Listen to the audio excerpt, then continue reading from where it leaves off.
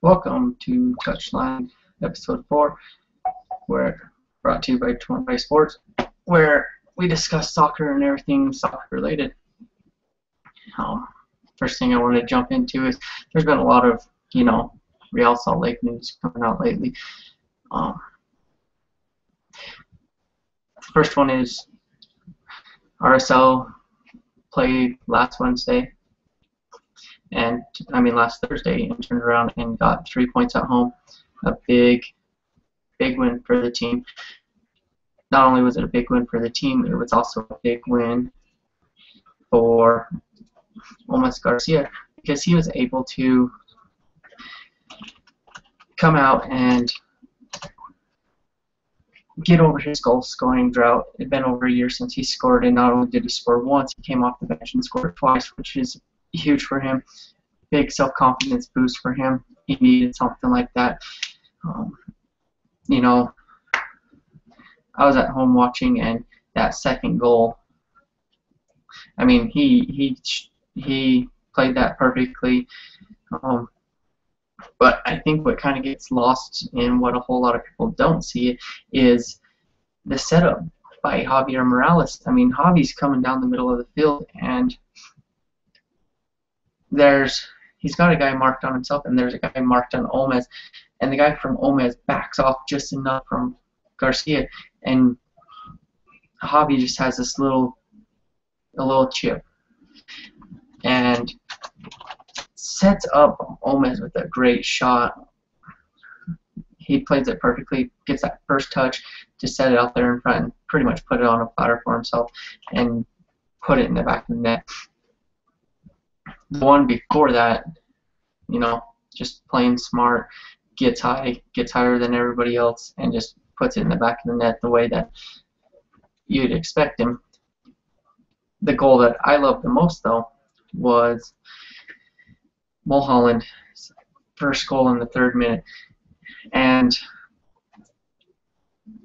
every so often I'm going to try to break down goals, kind of show you what worked, what didn't work on, something like that. And this is the first one I want to break down just because of how in love I am with this goal. Getting goals off the set pieces is ways that teams practice. That's the ways that they want to get goals, because if you can get a set piece, it stops play. You can set up your guys. They can play forward. They can, set up against the defense. And you don't really like to play against set pieces because it's a lot tougher to defend compared to in the field of play where, a player might kick the ball just wrong and send the ball sailing off one way or something. And so, set pieces in the past few years has been a little bit tougher for Real Salt Lake to score off of. And they got the talent to pulling it up, be hitting those. They have a great player in Javier Morales who's really good at servicing the ball into the spaces for them. So if you go ahead and you watch, a lot of teams, when they're playing against us, they will play, they kind of draw that double team on Chris Schuler. The reason they do that, Schuler's 6'4". He is, I want to say, the tallest player on the team. Because of how tall he is, he's able to leap, he's able to get above guys. So they generally like to put 2 guys on and make it harder for him to, jump around and get higher in the air. So what happens is, it's a corner kick. Javier Morales serves it into the box. Montreal's playing it as well as they need to be playing. They're marking up on guys. They are, staying between the goal and the man, because the ball, the rule in soccer when you're defending is you want to stay between the ball and the goal. If the guys don't stay between the guy and the goal, because if all he needs is, one little touch, and he can take a shot, but if you stay between the ball and the goal, then it's going to be tougher for him to get that shot off.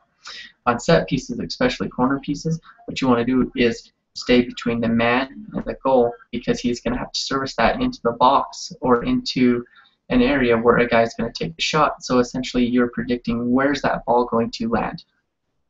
And just that's how you play it. So what happens is Javi serves it into the box, and they try to clear it out, but it's it's not done so well. Schuler actually gets in there and is able to hit it, and it comes backwards instead of heading towards goal. And if you watch, there's roughly right around 6 to 7 Montreal players, depending on how you look at the way their body position is and the way they're reacting, that their head's up in the air and they're watching the ball and they're waiting to see where the ball's going to land so they can react to it. So Mulholland sees, he's sitting there watching the ball and he sees where it's going to drop, and that's the advantage he has, kind of playing back a little bit. Well, he turns, and it's great to see a young player like Mulholland have the soccer IQ to watch where the ball's going to come and try to get into that space. And what happens there is you have 4 impact players who are right around the ball, marking a guy, but more or less watching the ball. You don't want to be watching the ball in a situation like this.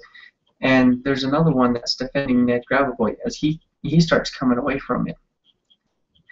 What happens here is because they're all watching, Mulholland's able to sneak in there between 2 of the players, and he just drills it. Essentially, when he hits the ball, there's 7 players that are surrounding Mulholland, and if you look at pictures of it, look at the replay, pause it, when he kicks the ball, there's a hole, a nice space, almost kind of like a perfect circle of 7 Montreal Impact players.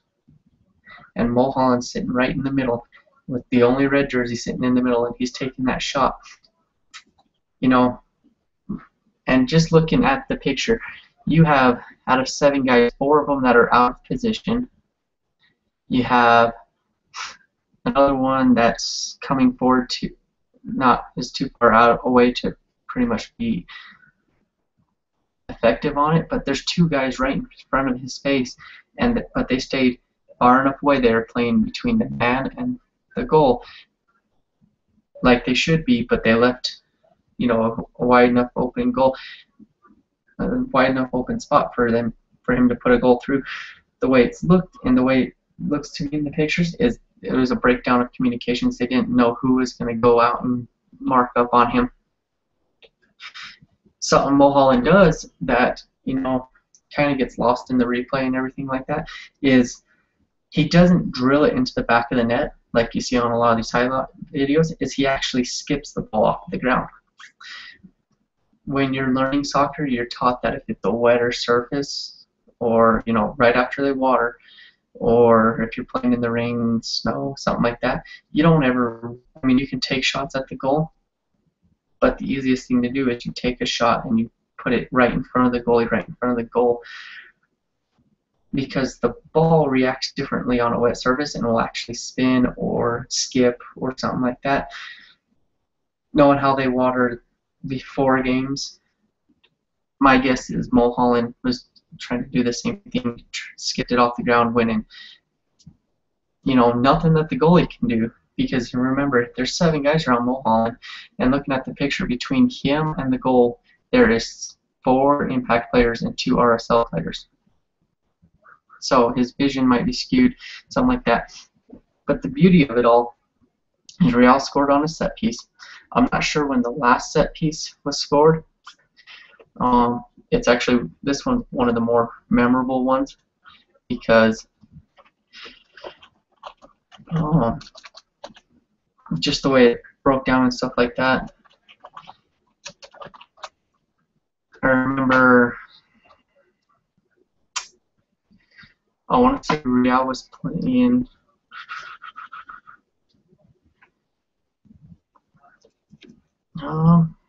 Seattle.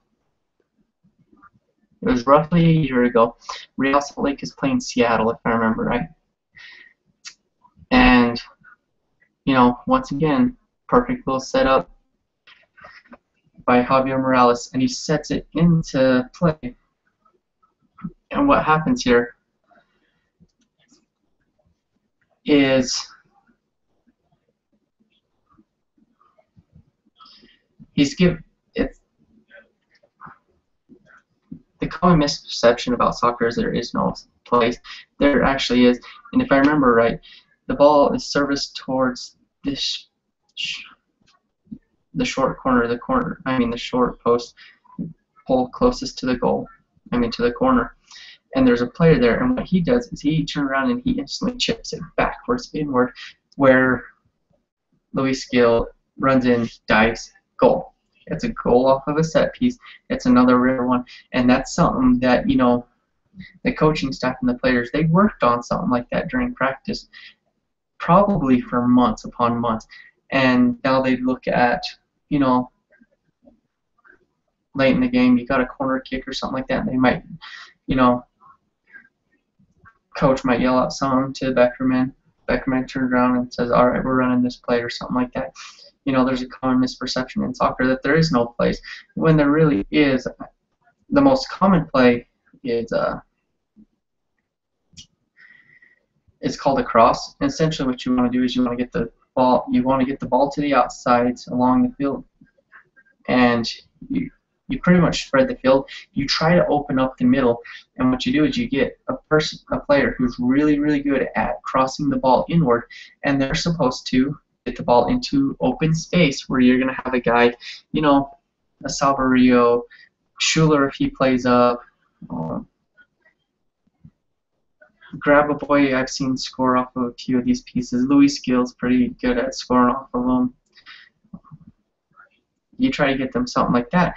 And the beauty of it all is you have a guy like Kyle Beckerman who's going to play a little bit further behind, and the reason he plays that is a lot of your goals are going to come from a screw up on the other team, and what you want to do is you want to take that shot and you want to hope that, you know, the goalie has to make this amazing save where all of a sudden he parries it out there, and then you get a guy like Kyle Beckerman who, you know, is lagging behind, but he's doing it on purpose. All of a sudden, you know, defense is all in front of him, backs are turned, so nobody can turn and actually defend against him, and he just puts this, what essentially is being known on Twitter as the Beckerman bomb, where he just puts this amazing shot on it. You know, the goalie's already reacted to one shot, and so now he has to instantly turn and react to another one. Very few goalies, even in the pros, can react that way. We've seen numerous times Romano pull it up and do that, things like that, and it's, you know, it's a great thing to see him actually to come up and play that way. And so it's tougher for teams like that, and so that's what you want to do, is, you know, get those rebound shots. Kari Stevenson played for Real last year. He is a great guy who plays that way, and it's fun to watch him play that way. And so, you know, it's fun to watch the guys play like this. You know, scoring off of set pieces, which has kind of been their little kryptonite over the years. Watching guys play, you know, kind of have that fire behind them that's kind of been missing over the few years. It's great to see something like that from the team. They got a week off. They didn't have to play Saturday. And, you know, what they get now is, you know, the end of a 3-game homestand. You have the New York Red Bulls coming in, and looking forward, you have, you know, a star-studded team in the New York Red Bulls. Real is pretty successful against them. They have 4 wins, 4 ties against New York in the state of Utah. The last 4 times that they've played, New York has been at home. Well, they have played them at home. Is a 4-game winning streak, which is coming down to a shutout. You know, Real has held them without a goal, especially on a team like that. It's going to be really tough to hold that shutout, so it's great to see him pull that off. It'll probably be Henry's last game in Utah. only because there's rumors coming that Henry might retire. So the key is going to come down to keeping those guys out of the back of the net. Another thing that you could do is, this game's going to be broadcast on ESPN2.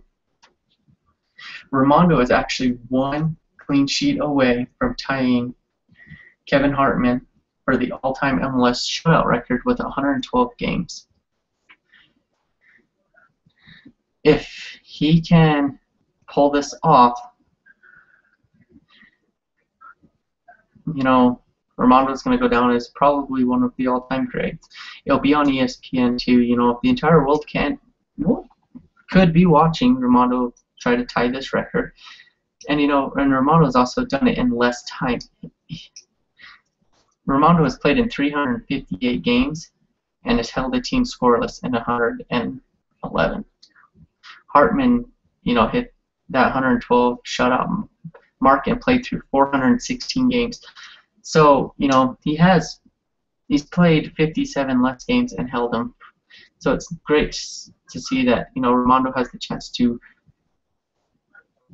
tie this record.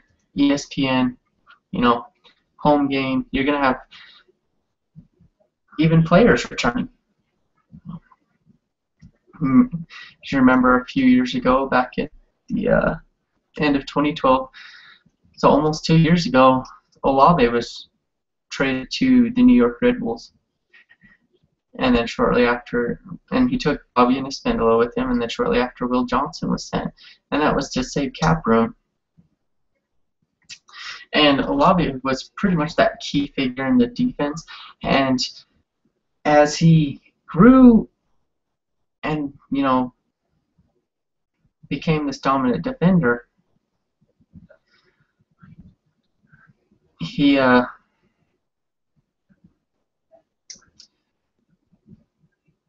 became a little bit more expendable to lose him because you had guys like Schuler and different players just coming into their own, that it kind of made him a little expendable, and so that's why it was easy to make that decision to send him off. Talk to any RSL fan, and I think if you say out of those three players, who would you want back, and that's Will Johnson. I love Will. I love the game that he plays. But looking forward to what we have on the team, I'm not so sure if I'd want Will back right now because I like what I see from the future. I like some of our young talent. So they're going to be coming in. It's going to be fun to watch that. And so hopefully we're able to get that win, in front of the home fans, ESPN. It's going to be a fun game. If you can't make it out to the game, watch. I mean, it's fun to watch a game. Live is probably one of the best times to watch a game. I love watching games live. But if you can't do it, watch a game. Try to watch the game at home. I'll be around. So, as you guys have questions while watching these games, tweet at me, and I can turn around and we can talk about it and stuff like that. Another big news that was coming out is Real Salt Lake signed a new player. Well, an old player to a new deal is kind of the best way to do it. Sebastian Salcedo is a 17-year-old who played, was born in California and then moved to Utah. He's been living in Park City, and he joined RSL's youth program, and the idea behind the youth program, and as I said last week, is part of the MLS getting the funding behind FIFA and all that back when the World Cup was here to start it, is they had to start a youth program. Real Salt Lake has signed various players through the youth program. I want to say 3 or 4 have come through. This one is significant, and this one's huge because this is the first one that has been, Utah-based. He's lived here in Utah. He grew up here in Utah. He grew up watching Real Salt Lake. Back in January, Garth Lagerwey said that, within the next 3 years, he was going to sign a homegrown player to an RSL contract. Here it is, 6 months later, 7 months later, and he's signing this guy to the contract. The contract doesn't come into effect until 2015, and that's only, they don't have a roster spot for him, but he's pretty much got that spot there in front of him. He's pretty much guaranteed a spot there on the team, so it's going to be great to watch him play and to see what he can do. But as he's training with the team and stuff like that, he might push some of these guys for playing time. And if the time comes, don't be shocked if Real Salt Lake, sends a guy off or trades a guy off, even if it's for money or draft picks or something like that, just because this kid, even at the age of 17, is pushing these guys. He's playing alongside these guys. Some of the highlights I see, he's playing impressive. He's already playing for the under-20s team. My guess is come Olympics, he'll be on the Olympics team. And, it could be. Right now you got Ramondo and you got Beckerman. You also have Schuler, who will probably be pushing there for a while to get onto the national team. Gill's going to be pushing for time on the national team. There's a chance that in 4 years you might have right around 3, depending on how many more they bring in, maybe more than 3 Real Salt Lake players that could be in consideration to be playing at the next World Cup for Team United States, and that's an awesome idea. I think that's great. It's great for the team. It's great for the game as a whole, mainly because it's awesome to see seeing our guys play. This is a guy that the team has built. He knows the team system. He knows what the team expects. And so that's, it's just great for the team altogether. Back in high school when I was playing, it was my freshman year, and we went and traveled to Grantsville, played Grantsville, and then stayed the night in, I want to say it was American Fork. We got up the next day, played American Fork on a Saturday. No disrespect to Grantsville, but the difference between it was night and day between Grantsville and American Fork. Different style of soccer, different ways guys reacting to each other, talking, expecting the other things, stuff like that. And our coach talked to American Fork afterwards, and why? How are you guys so great at this? And it's because they had a youth development team. These guys have been playing together for so long. They knew the system. They knew what the coaches expected out of them. The coaches were all on the same board. If that can translate into a pro level, you might see soon some of these homegrown talent come through, and Real Salt Lake, will soon become one of those teams that doesn't have to go through rebuilding stages. They'll eventually just reload. So that is some great news for Real Salt Lake, and I hope the best for him. I hope he's able to, come out and be what we all hope can be.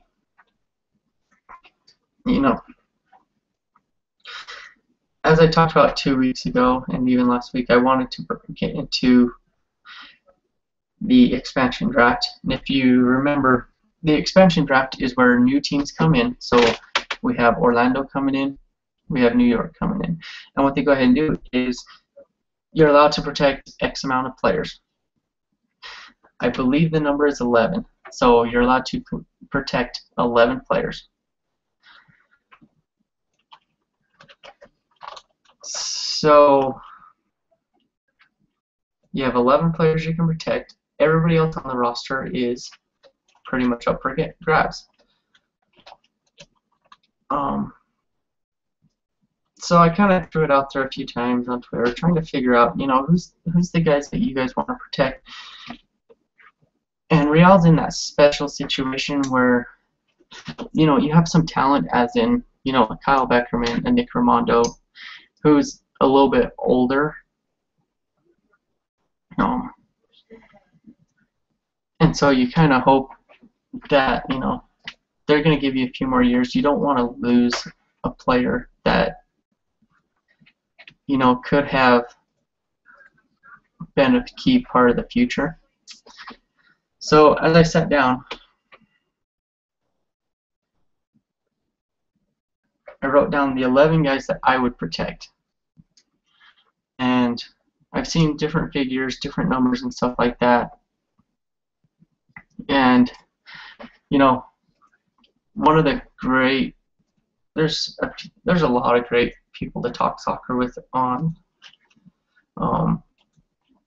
Twitter with.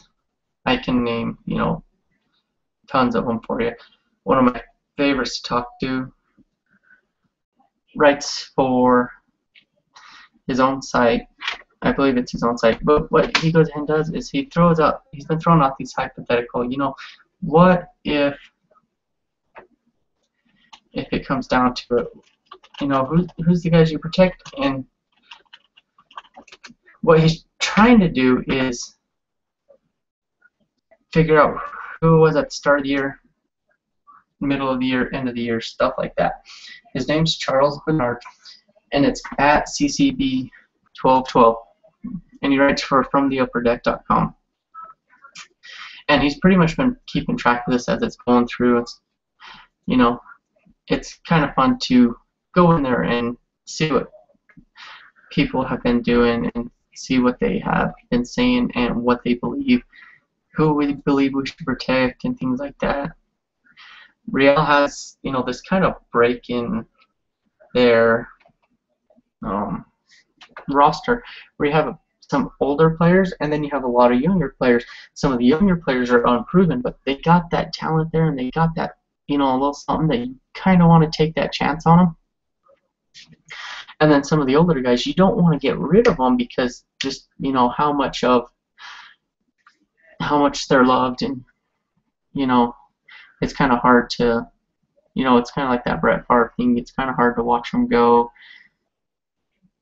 And so, he went ahead and he threw out in early February and asked, who's the players you protected? Out of everybody who responded, Beckerman, Beltran, and Schuler were the only guys that was on every list. After that, Rimando was on 95% of them. Gil was on 95. Sebastian Velasquez was on 91. Olmez, Morales, Salvario, Salcedo, Plata. That was the guys that were pretty much protected, had the most amount of percentages. Plata ended up having a great start to this season. Mulholland came in and making a huge impact. And so he was wondering, what changes? So he turned around and he asked again, end of May, I want to say is when it was. Plata and Schuler were the only two that still was on everybody's list. So Schuler's the only guy that, everybody says to protect.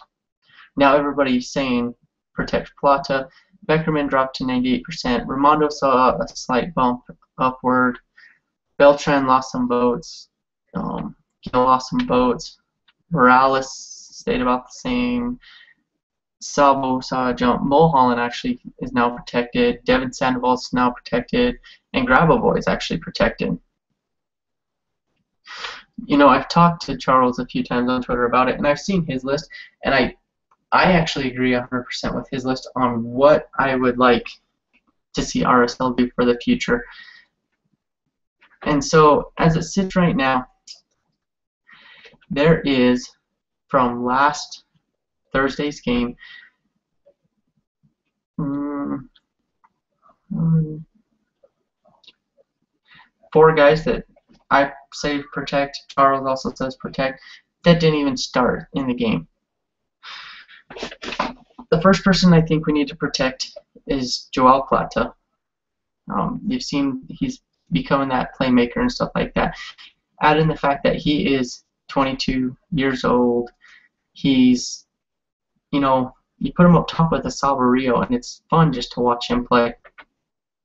You know, through this year, he has 8 goals, 4 assists in 15 games. So, you know, on average, there's only been 3 games. I mean, if you were to stack them, you know, one against each other, I mean, obviously it changes.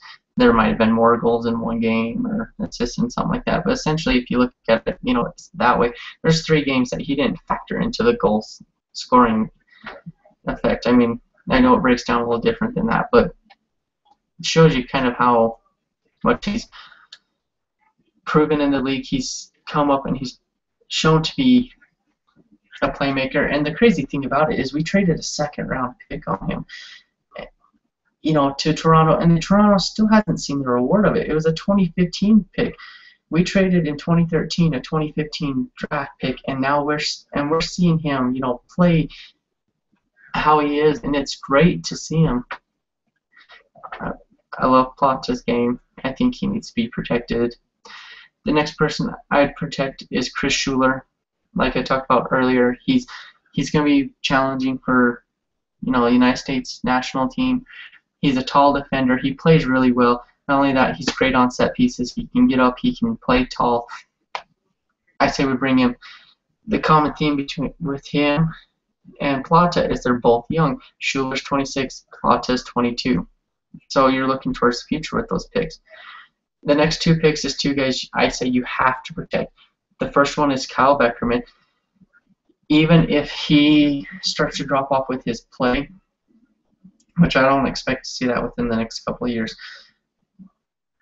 he's that leader in the midfield. To show you how big of a difference a leader in the midfield can do, go back and look at the Portland Timbers, you know, before the Will Johnson trade, and now look at Portland after the Will Johnson trade. I know there's more that plays into that effect than just, you know, that they have a leader, but the fact that they have that leader is huge. And that is something that, you know, that they benefit from. The next guy that I turn around and protect is Nick Rimando. Rimando's, as you could see when he was off playing in Brazil, how tough it was to keep, you know, I like our goalkeeper's depth and everything like that, but you can tell Rimando is hands in the ball better than everybody else. So him and Beckerman is pretty much a you keep because of what they bring to the team. Beckerman is your team leader. Rimando, he makes that defense better because he's vocal, he talks to him, things like that. Pair him up with Schuler, and Schuler can actually step out and become that leader for him. The next guy you turn around and protect is, I say, you protect Tony Beltran.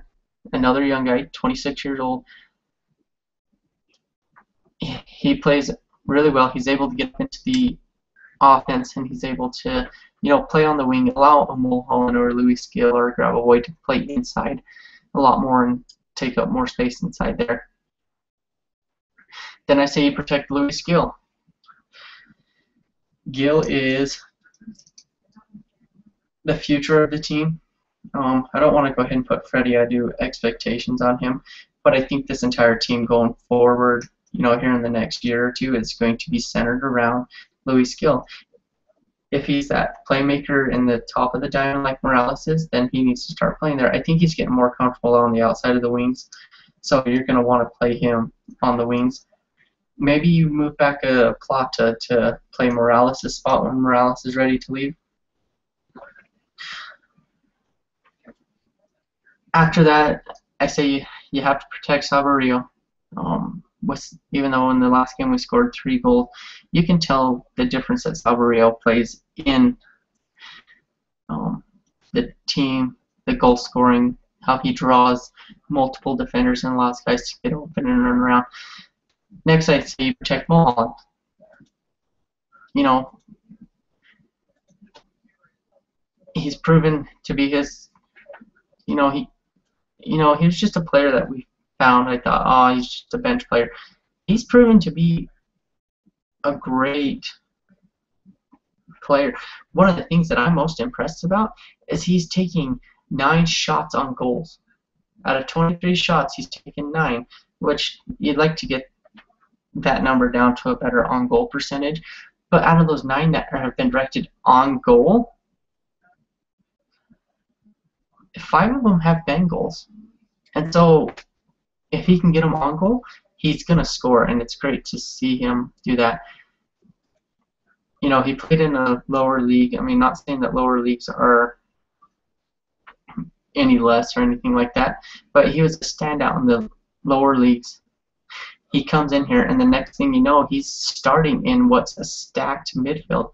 I think going forward, you could essentially look at your midfield, and this is kind of a spoiler, where you could have Beckerman playing the back of the diamond, Mulholland and Gill, and then you could have Plata playing up top. So that leaves where's Morales at, and Morales is one of the guys that I don't keep on the team. The only difference is he's getting a little bit older. He does have the injuries against his legs, and he's always being, slid tackled against. Teams are going after him. His body's going to start breaking down, and I'd rather, have it not break down on us. I'm not saying let's pawn him off on somebody else, but you're going to lose somebody. You're going to watch somebody leave.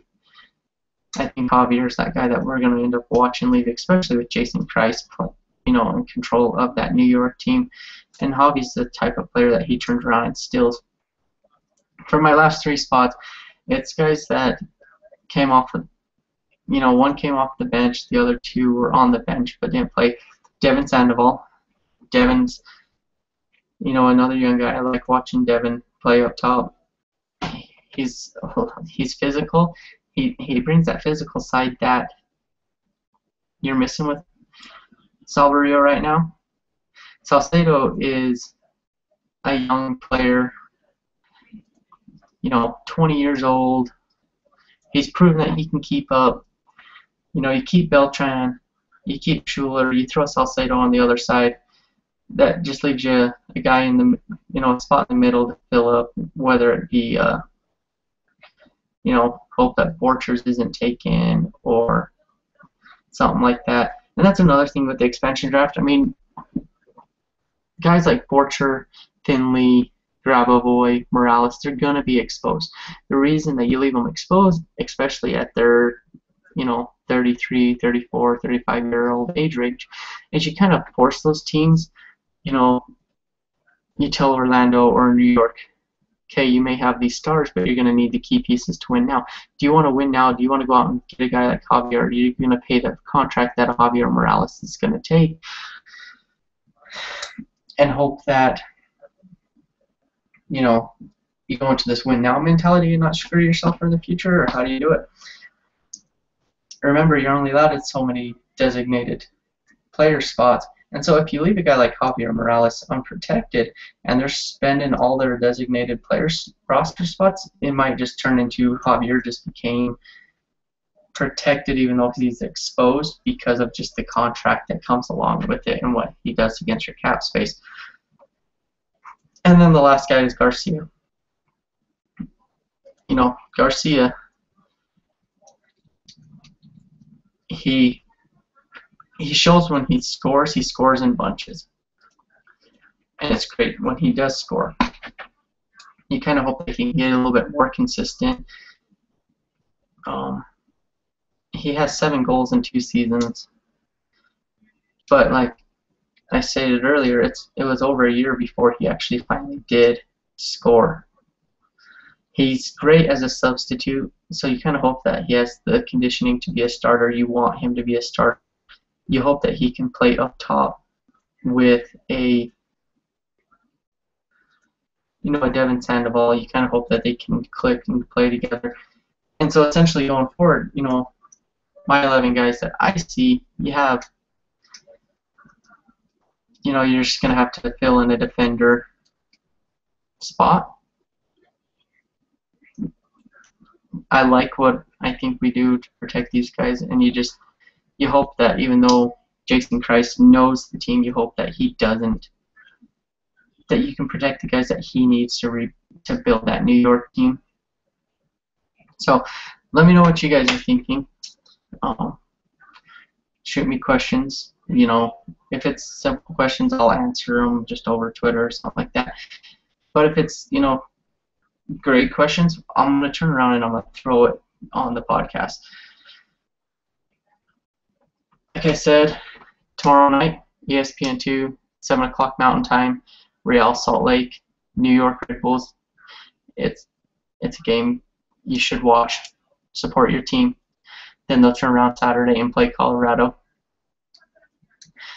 And then the following Saturday they'll play they'll play DC United at home. And then midweek they play Club Tijuana. As it sits right now, I'll have more info next week on it, but I'm considering possibly doing a soccer tweet up during the game or something like that. Maybe get together with some of you guys that are watching, have questions like that. Maybe talk to you guys during the game or at halftime and explain some of the questions.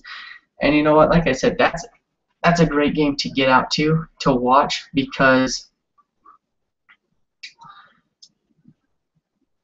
it's going to be a lot of, you may not see like a Beckerman play an entire 90 minutes or something like that just because they're keeping him rested for MLS play.